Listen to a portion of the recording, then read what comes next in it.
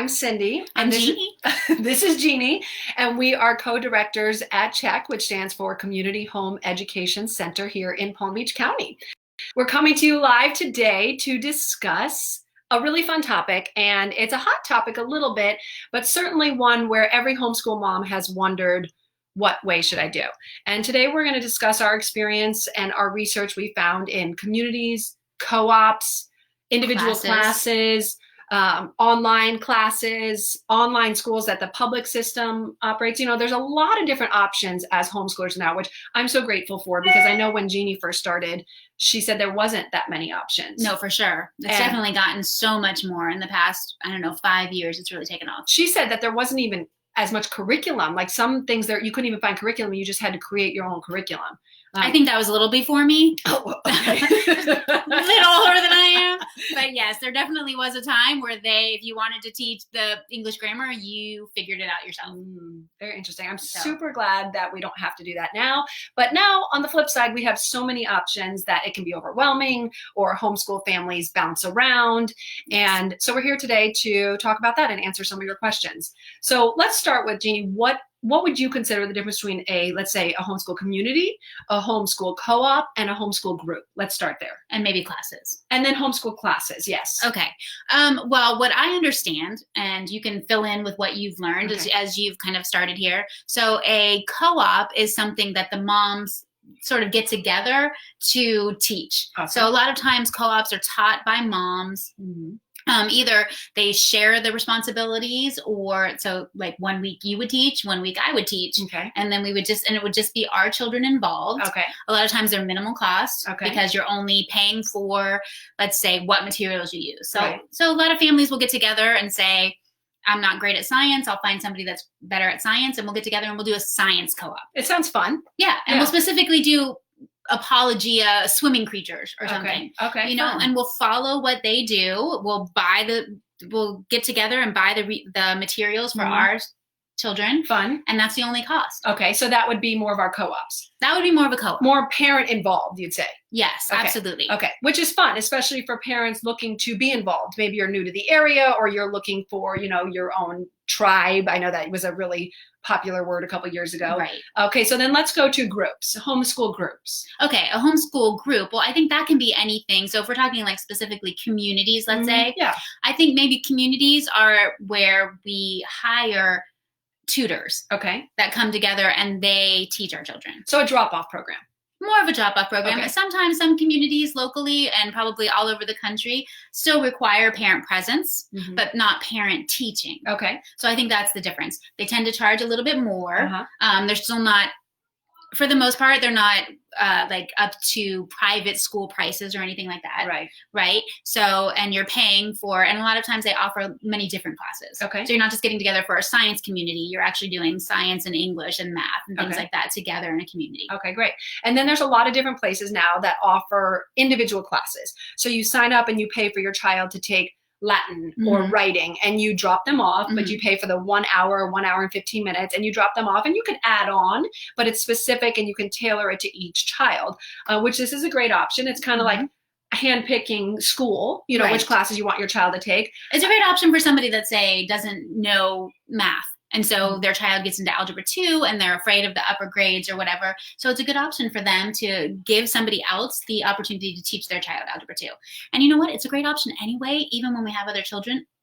Personal opinion, that I love my child to get teaching from other people other than me. Oh, I do too. Yeah. I absolutely love that, because it is, as their mother, I believe that we have an innate ability to teach them. And I do love that. But there's also I call it accidental learning, or we call it accidental learning, that happens when you're learning from someone else.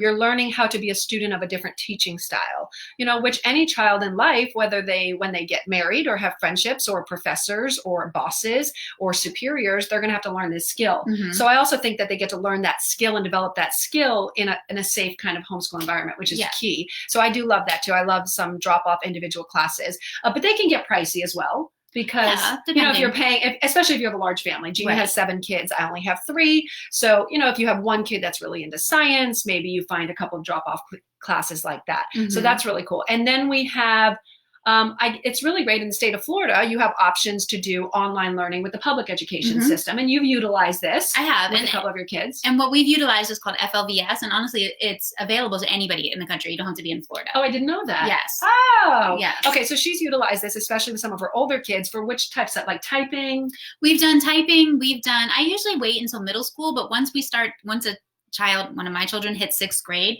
I go ahead and say, let's do an online learning class, because I think there's a lot of the future. And look, right now, the present, that is all online learning. So I think that there's a benefit to online learning, regardless of if that's your child. There's a lot of talk about what your child's learning style is. And a lot of people think, well, my child's kinetic, not visual, so I won't do any online classes. And I think that there's benefit to doing both. Well, no, I have the younger children, and I think that we don't really do any online learning with them yet. My oldest does take math online, but I find that I'm getting pushed sometimes that they should know these things. They should know how to work computers better. They should know how to do things. Now, I'm avoiding it for different reasons, but have you found, when you don't start them till 6th grade, have you found that really mattered, or did they pick up on it quickly? No, they picked on it very quickly. And I think that most of the teachers assume that they don't know what they're doing. Okay, even at 6th grade? Even at 6th grade. Okay, great. Yeah, so they have videos that walk you through step by step. Oh, wow. Okay. Yes. And so they've never had any issue. Now, some of my children picked up on it quicker than other children, but they've all been able to accomplish the class. So, and we've done driver's ed a couple times now that we've done that. And I think that's only an online option now. Could be wrong in the state of Florida. Which seems kind of like, I don't know. I don't think they offer it at schools anymore. You can't take in-person driver's ed anymore? I don't think you can. And this is the generation that is going to be on the roads? Yeah. It's a little concerning. And also virtual. Obsessed with, like, there's going to be virtual cars, texting. Great. Good to know. I did not know that before now, that children don't have the option of taking in-person driver's ed. I think you can go to driver school. Hopefully. Yeah. They're still driving school. Hopefully we still actually put them in a car at some point. Do that, yes. Okay. And if you're, if you have friends that put your child in the car when they're 13, then you do that, you know? So that's good. Yeah, nice. I was also driving very young. Okay, so if I'm a mom that doesn't want to expose my children to too much computer learning for the sake of, I still have younger ones and I don't want that to be our environment, you're saying it's okay to wait till middle school or maybe even older, and that they won't be behind? I don't think so. I think kids pick up so quickly on technology. And honestly, even probably what your children are doing now, because I know you allow them to use an iPad. Yes. Right. So they're learning some of those things that they need to anyway, how an app works, how you start it, how a mouse works. Okay. I mean, so much of that is easy once you know how to do, like, the manual things to learn a specific program. Okay, awesome. So what do you think about who are these groups right for? Groups, community classes, individual classes. Is this for every family? Do you need to incorporate this in your homeschool life? Because it wasn't a thing, 20 years ago as much. Families would get together, but the way it is now, is this a necessity? Is this more an option? I find we've been involved in one, not in kindergarten, but after that. And I find a massive value for us is socialization, being taught by other teachers. And also my children have a group of friends that they're kind of learning to do life with. Sometimes like they'll do Valentine card exchanges and things that you wouldn't otherwise get that they really enjoy, or yearbooks, yearbook signings. So I'm really finding that it fills in some of those school holes. But is that all in my head? Do kids need this? Do they not? Is it fun? Is it more for the mom? Is it for the kids? What do you think? I mean, I guess psychologists could debate whether kids need it or not. Of course, going back and reading like Little House on the Prairie, right? There was nobody around them. Right. There were just the 5 of them, and that was it. Right. When your big Christmas present was playing with the bladder of the pig. Exactly. Blowing up as your balloon. I'm so glad, as much as I love that literature, we've come a long way. Exactly. Because if the Christmas present around us was a pig bladder, I wouldn't do very well. My children would think I was very stuck up. I personally love pig bladders, but that's just me. You bat around a pig bladder in your day? No, we do the pig skin now, right? Oh, right. Yes. Right, we do that. I think that, again, whether it's necessary or not, I think that socialization, I just think that I learn to be a friend when I'm around other women. I think that my kids learn to be a friend when they're around other friends. I like communities and co-ops, and classes can sometimes differ, but I like communities and co-ops because a lot of times you're around a bunch of different age groups. Yes. So you're not just around other 8-year-olds. Yes. And you're only in a room with 8-year-olds and you never see anybody else. That you're in a room with, a lot of times in communities, there's babies, there's, there's high schoolers, you're around all of them. And I love that the high schoolers, one of the things that I loved when I was first starting to homeschool and I would see other homeschool families was the high schoolers and the babies, and they were all interacting together. I love that. I did too. And I just loved it. And I love now that I have that in my own family. But even if I didn't have it in my specific own family, we have it at the group. I love that. I love at our group, which is a smaller group, but the older kids, the middle and high schoolers, they take on responsibility. They have responsibilities in our group. They have sign-ins and they have expectations. And, at the beginning of the year when we were kind of assigning that role as a necessity and needing them to help us, I thought, oh, should we put this much responsibility on kids? But they would fight over it. Yes, they would. They would come in once a week fighting over whose job it was to get the snacks ready for at the end of the day. I mean, older kids love responsibility. They were always asking to do more. Yes. What can they do to help? Vacuuming, cleaning. I mean, they wanted to do it all. Yes. And it's interesting that age group that kind of gets a bad reputation really are craving responsibility. So I found a beautiful thing about our group is that it provides them that opportunity in a fun environment. And like you were saying, I also love that, like at the end of our school day, they all go out on the field and they're playing. What do they play a lot? Flag football? No, they play Sharks and Minnows, I think, or capture the flag. Capture the flag. Is a big one. But you have 3-year-olds up to high schoolers all in the game, and it's hysterical. It's just the most beautiful thing to watch. So those group opportunities provide that, especially for those of us like me that have a smaller family, that my kids get that opportunity to be with a ton of kids. Well, then look at it. I mean, even the two of us, our age difference is what, 7 years, I think? Yeah, maybe more. I don't know. Or maybe less. Counting? Could be less. It's hardly noticeable, really. Let the audience decide what the age difference is. But if we were in school, we wouldn't even we wouldn't interact at all. And we wouldn't know each other. And I mean, honestly, being that I'm the older one, I don't look it, but I am. But I wouldn't probably even want to be around you. You're almost trained to not go outside your age group, which just isn't real for life anyways, because when you get out in life, if I was like everyone who was born in 1981, please be my friend. 80, 82, not so much. We're going to not have a lot in common. So it does. It kind of trains them. What's funny was when my youngest one during last year, she was about 4, and she thought a 9th grader was her best friend. You could not have convinced her otherwise. She was just like, well, when I see my best friend on Thursday, and that it's like the age difference didn't exist to her. But when you get involved in the right group or community, that happens, and it's beautiful on both sides. Yes. It really is. So I would encourage people to get involved in a group, if you can, if it fits in your time of life. And I think there's also seasons to not, sometimes I know that if you have a new baby or there's something that you don't necessarily want to be out or exposed, there's seasons. But I'd say overall, I think it's a very healthy thing for a homeschool family. Yeah. And I want to speak just to the new baby thing in that I've had a lot of new babies. A lot of new babies. I've had a lot of new babies. She's a pro new baby. And what the beauty is of being in a group in a community, while it's hard physically sometimes, and it can be hard mentally. And there was, maybe days where as a mom, it's harder physically, and there's a lot of anxiety and all that sort of thing. It's just really nice for the kids to have that break too. Oh, I didn't think about that. I mean, I think it's nice for them sometimes to have that. I mean, because usually communities are maybe 1, maybe 2 days a week. Typically, if you get into where you're something like 4 days or 5 days a week, you're really a school at that point. You're really not a homeschool community, even if you're part of what they're calling a homeschool community, an umbrella of sorts, but it's not the same idea where the majority of your time is spent at home and learning. And it's this gathering 1 or 2 days a week. And so, I mean, even if you're a new mom and you're kind of struggling to get out of the house, I would say if you can, there are definitely times where maybe you can't and mentally you need a 6-month break or a year break, then by all means take that. But if you can make that happen, I think it's beautiful for your kids because they still get that baby time with you and for most of the time, and then maybe they get 3 hours away from it during the year.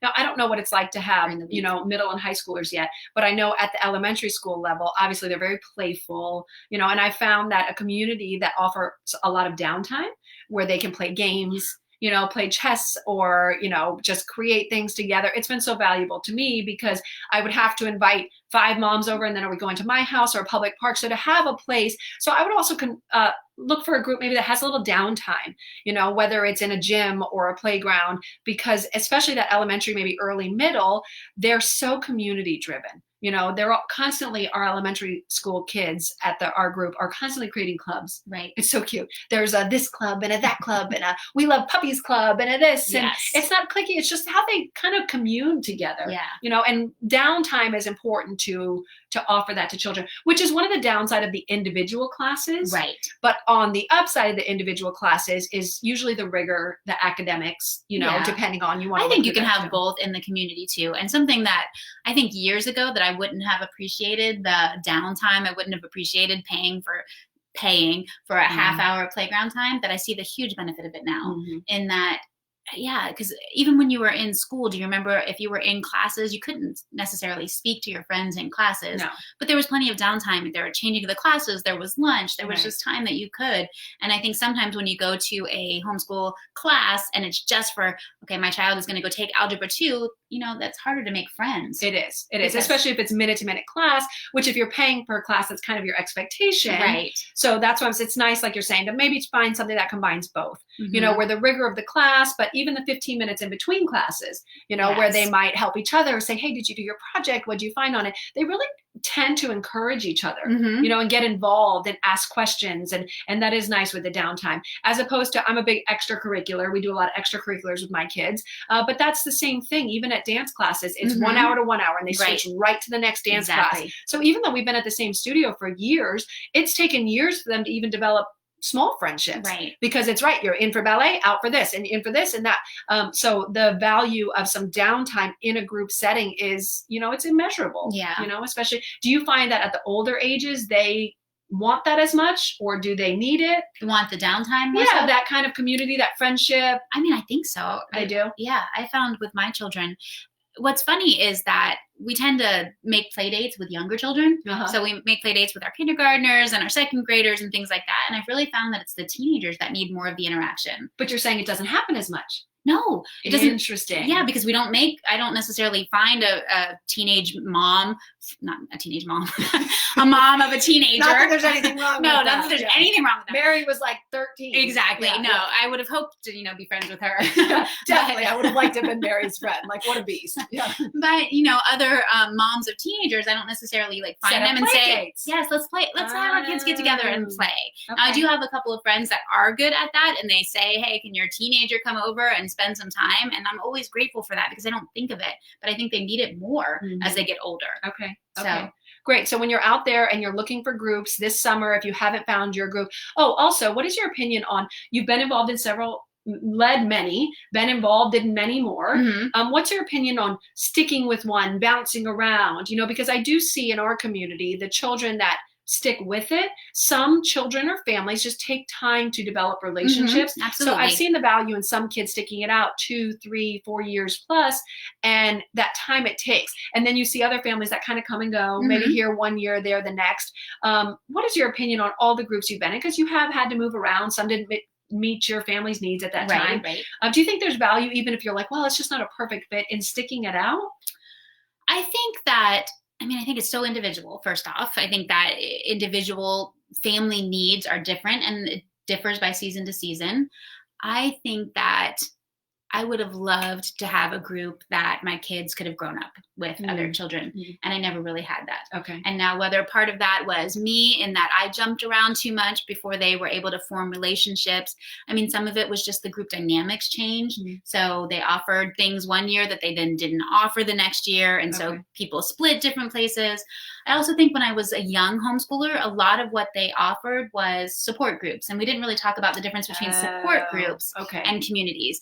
And one of support groups, at least when I was younger, you would go as a mom, you would bring your kids, but it wasn't really for your children. So your children would play with other children while they were there. But for the most part, it was for moms to get information. So we would ask questions. We would have a speaker that spoke on a specific topic, whether it would be like year-end portfolio review, or maybe they would speak on middle school and what's needed, or maybe they would just speak on STEM classes. We would come and we would listen to the speaker. There would be a resource of library there that you could borrow books or CDs or things like that. The children would just play on the playground.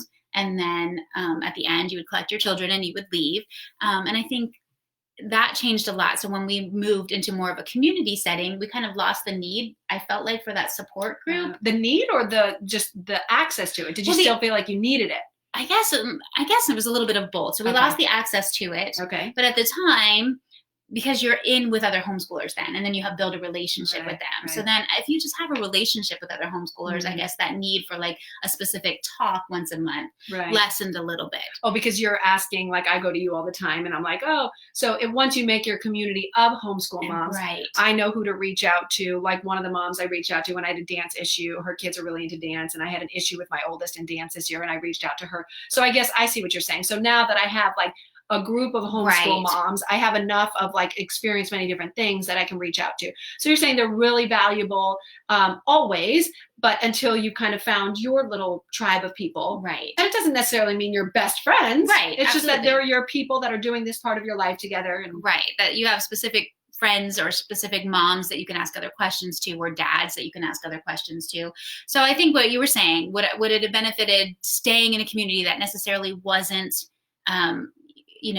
a perfect fit for our family, but maybe was blossoming friendships? I mean, I think that would be a benefit to stay. If you could see that friendships were blossoming, and maybe it wasn't a 100% fit for everybody in your family, but there were nice friendships that were blossoming. Yeah, I would say maybe it's worthwhile to pray about staying there, even though it's not perfect. And then sometimes I think that, I mean, did we teach our children how to be friends, even though necessarily they didn't have a friend that was with them from K through 12. Right. Yes, we taught them how to be friends and how to like make friends with new people. Exactly. And when you're in a new group, how do you make friends with those people? So I think that's a good skill too. Absolutely. So don't, whatever has happened in your family, don't discount what's happened and think you had the raw end of the stick, because there's always things to learn. That's your big thing. And there's always something to learn. Yes, I love learning. And I know for me that don't be shy. Get out there and go to the open houses.